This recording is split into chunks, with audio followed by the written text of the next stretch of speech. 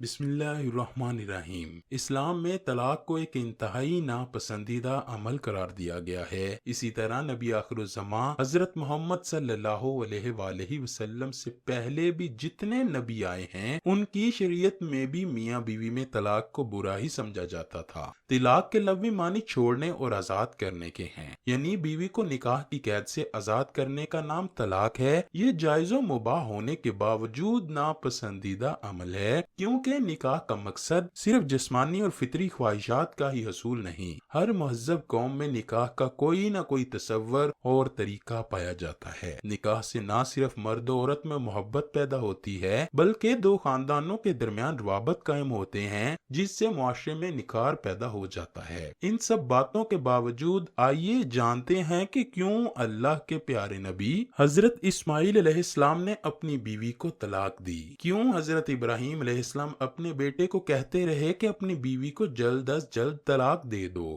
دوستو، واقعہ کچھ اس طرح ہے کہ حضرت ابراہیم علیہ السلام کو اللہ پاک نے بعض مصلحتوں کی وجہ سے حکم دیا کہ اب اپنی بیوی اور بیٹے دونوں کو مکہ کی بے آب و گیا وادی میں چھوڑ آئیں، اور ابراہیم علیہ السلام نے اللہ کے اس حکم کی تعمیل کی۔ جب حضرت اسماعیل علیہ السلام اپنی ماں حضرت ہاجرہ سلام اللہ علیہا کے ساتھ مکہ میں زندگی بسر کرنے لگے، جیسے ہی حضرت اسماعیل کے معجزے سے پانی نکلا تو لوگ آہستہ آہستہ وہاں آ کر آباد ہونے لگے۔ حضرت اسماعیل علیہ السلام جب جوان ہوئے تو ان کا نکاح قبیلہ بنو جرہم کی ایک خوبصورت لڑکی سے ہوا۔ حضرت اسماعیل علیہ السلام شکار کرتے تھے، کبھی شکار مل جاتا اور کبھی شکار نہ ملتا۔ جب شکار ملتا تو گھر میں کھانے کے لیے بھی تب ہی کچھ ہوتا، جب شکار نہ ملتا تو گھر میں کچھ کھانے پینے کو نہ ہوتا۔ حضرت ابراہیم کی عادت تھی کہ وہ سال میں ایک دفعہ اپنی بیوی اور بچے حضرت اسماعیل سے ملنے آیا کرتے تھے۔ ایک دفعہ حضرت اسماعیل علیہ السلام اپنے کام پر گئے ہوئے تھے کہ حضرت ابراہیم علیہ السلام اپنے بیٹے حضرت اسماعیل سے ملاقات کے لیے گھر پہنچ گئے۔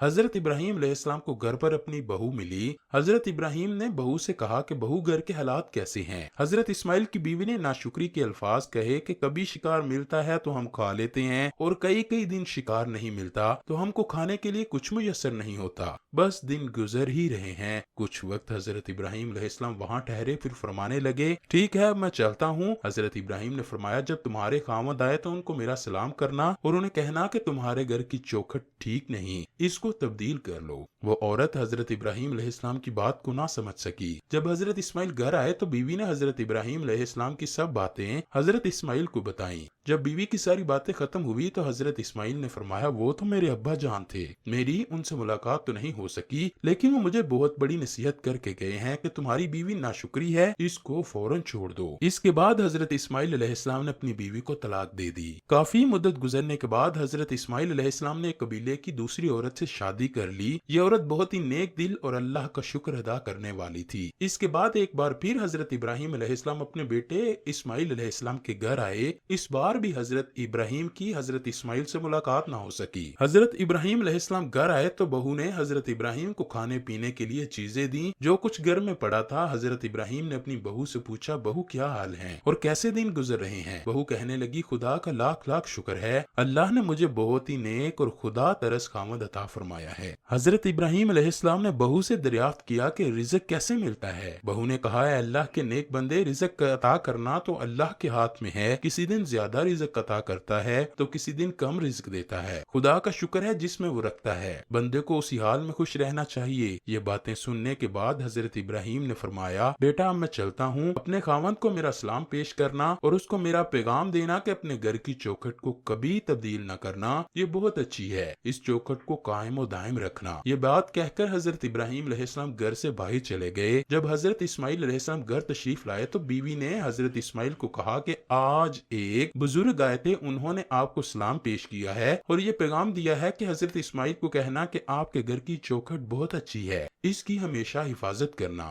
حضرت اسماعیل علیہ السلام نے جب یہ باتیں سنی تو مسکرا کر کہنے لگے، وہ بزرگ تو میرے باپ تھے، انہوں نے یہ پیغام دیا ہے کہ تمہاری بیوی بہت اچھی ہے، اس کا ساتھ کبھی نہ چھوڑنا۔ حضرت اسماعیل علیہ السلام کی نسل اسی عورت سے آگے چلی۔ پیارے دوستو، یہ قصہ کئی کتابوں میں درج ہے، لیکن یہاں یہ بات ہے کہ حضرت ابراہیم علیہ السلام نے حضرت اسماعیل علیہ السلام अलैहिस्सलाम को तलाक का क्यों कहा? क्योंकि तलाक देना तो अल्लाह को सख्त नापसंद है। हजरत इब्राहिम अलैहिस्सलाम ने अपने बेटे हजरत इस्माइल को घर की चौखट तब्दील करने का हुक्म इसलिए दिया था कि इसके बारे में मुफस्सिरीन ने यह लिखा है कि हजरत इब्राहिम अलैहिस्सलाम की बातों से हजरत इस्माइल को यह साबित हो गया था कि ये औरत अल्लाह की नाफरमान और नाशुक्री है। यह औरत अपने खामद की वफादार नहीं है, ये औरत बेवफा है। नेक और मुत्तकी औरत कभी भी अपने घर की बातें दूसरे आदमियों के सामने जाहिर नहीं करती। वो अपने घर की तंगी और तंग दस्ती के हालात दूसरों के सामने बयान नहीं करती। इसी वजह से हजरत इब्राहिम अलैहिस्सलाम ने अपने बेटे हजरत इस्माइल अलैहिस्सलाम को तलाक देने का हुक्म दिया। ये बात सच है कि अल्लाह को तलाक देना नापसंद है। नापसंद होने के बावजूद अल्लाह पाक ने इसको हराम करार नहीं दिया। इसी मसलहत के तहत तलाक देने की इजाजत भी दे रखी है। कुरान पाक में इसके तफसीली अहकामात मौजूद हैं। रवायात में आता है कि हजरत इब्राहिम ने अपनी दूसरी बहू से सलाम किया था तो हजरत इब्राहिम अलैहिस्सलाम ने बहू से पूछा कि तुम्हारा खाना क्या है? उस बहू ने जवाब दिया कि गोश्त। हजरत इब्राहिम ने सवाल पूछा कि तुम्हारा पीना क्या है? बहू ने जवाब दिया कि हम आबे ज़मज़म पीते हैं। फिर हजरत इब्राहिम अलैहिस्सलाम ने अपने बेटे और बहू के लिए दुआ फरमाई, ऐ अल्लाह इन दोनों के रिज़्क में इजाफा फरमा। आका दो जहां हजरत मोहम्मद सल्लल्लाहु अलैहि वसल्लम ने इरशाद फरमाया कि ये उसी अजीम औरत की सब्र और शुक्र की बेहतरीन मिसाल थी, यहाँ तक कि उनके घर में खाने पीने के लिए कुछ न था, फिर भी हजरत इब्राहिम अलैहिस्सलाम ने उनके रिज़्क की फरमानी के लिए दुआ फरमाई। अल्लाह अकबर। अल्लाह करीम हमारी गलतियों कोताहियों को माफ फरमाए और हमें नेक अमाल करने की तौफीक अता फरमाए।